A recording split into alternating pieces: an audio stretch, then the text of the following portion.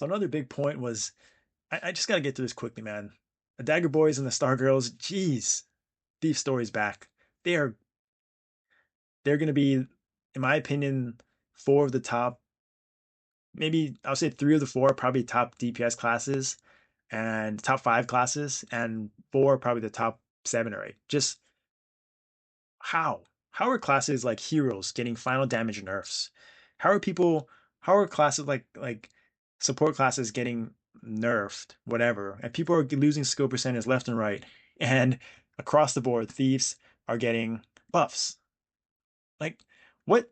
I just don't understand. And the thing is, that's kind of interesting is that they're getting 300, they already have 300 plus percent skill damage in their skills. Shadowers went from 350 to 360, 340 to 360, 350 to 360. Like, yes, their Meso explosion got nerfed. They didn't get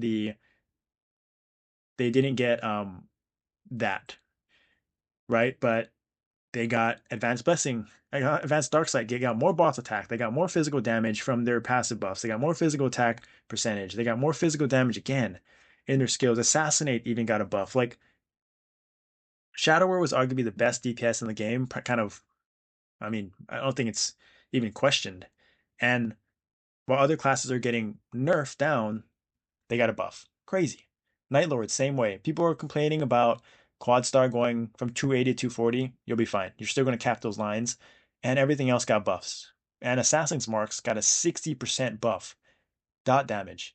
Huge. I already talked to a Night Lord, and they're getting Assassin's Mark is like going from the fifth most impactful damage dealing skill to second or third. Just insane. No, like, anyone thinks Night Lords weren't good. I mean, they just got better. Dual Blade, same thing. They went from 350 to 375, 330 to 375, 350, like 300% skills across the board for a lot of classes were getting reduced, which is still fine because they'd still cap.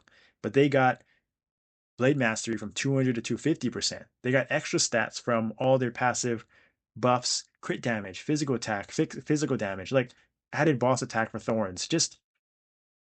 They just got buffs across the board. And it's just, I mean, they're back. I mean, they're not back. They've always been around. So just crazy. Those two, those three, and then Nightwalkers. Don't forget about Nightwalkers. Probably the best aggros in the game. One of the best. Their V skills, their burst, all got buffed. Sure. Why not? Shadow Bite, 16 to 32 hit counts. Additional damage, 24 to 96. Final damage per stack buff got increased. Rapid Throw went from 24 to 27 lines. Just how? Why? Like, that's all I have to say. All right, the third takeaway, geez, is the support skills. Another thing that they wrote in the notes was they wanted to adjust party support abilities, as they say, right? And they basically wrote up saying that they realize that bishops and seers still have a role as part of endgame content, but they wanted to minimize I guess, the importance of having them as a staple, must have class in your 10-man party, right? Because let's be real, bishops and seers are there's not a lot of them.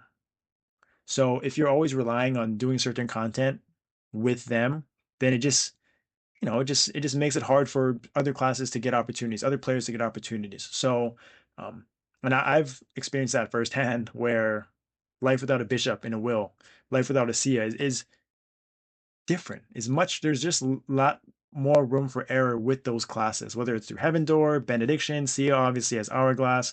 They have the party iframes. They have HP scaling defensives. Just a lot of options that they have that, even with some of the changes that they made over the years, they still are head and shoulders above as far as importance.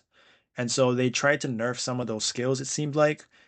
In Bishop's point of view, they tried to change, some of the things like Advanced Blessing, the party buffs there. They tried to change Benediction, where it wasn't giving as much final damage, and just giving them bishops more damage in general.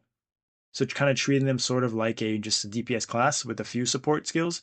And then Sia, they changed it where they've added in a separate stun skill, which is huge because it was one of the biggest issues was they were stunning with their, I think it's the hourglass skill. I forget what it's called, but they were stunning at inopportune times, right? And it just throws things off. It just allows for more fluidity, allows for Sias to sort of still give their support, but maximize their damage. So they boosted their damage. They made it so buffs are or damage is being output in shorter windows, sort of what the new meta is asking for.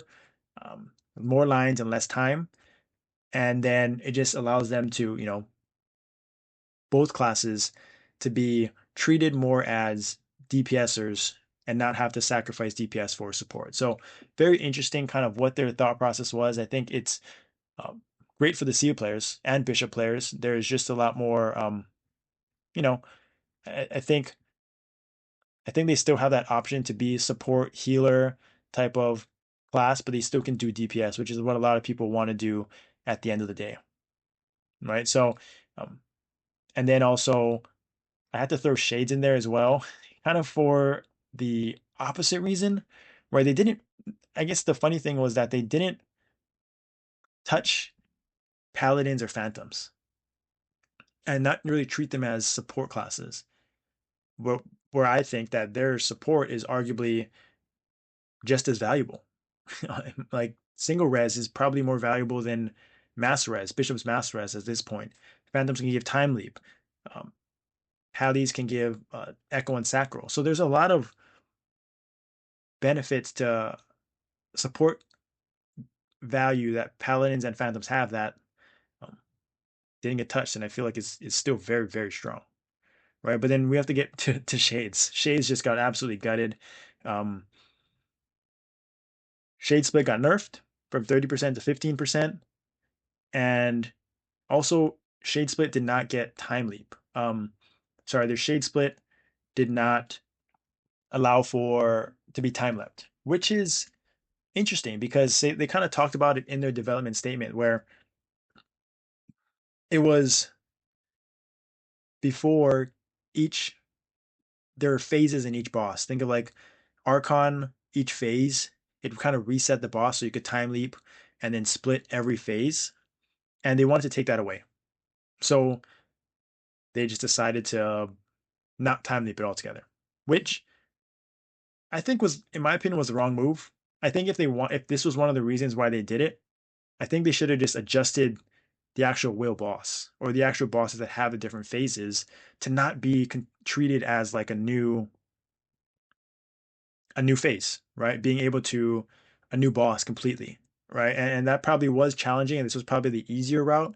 But I think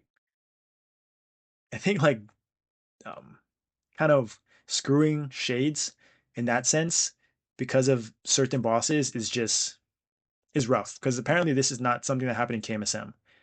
KMSM, they have the shade nerf, the split nerf from 30 to 15%, but the time leap thing is not a thing in KMSM. So they decided to do it here kind of on their own basis. So that's rough.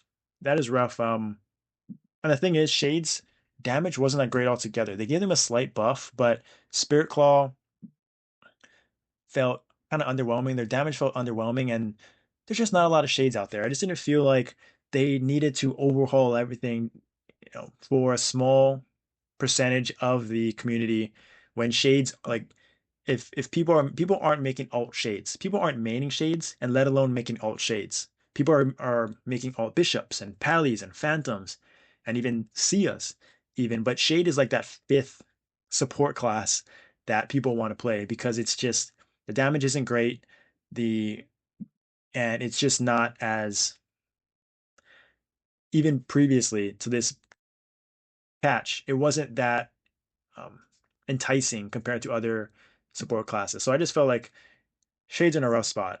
If I was a Shade player, I'd be tilted. I'd be pissed because sure, take away Shade split, but at least boost our damage like you did for Shade, like you did for Sias, like you did for Bishops, and but yet they kind of didn't get anything.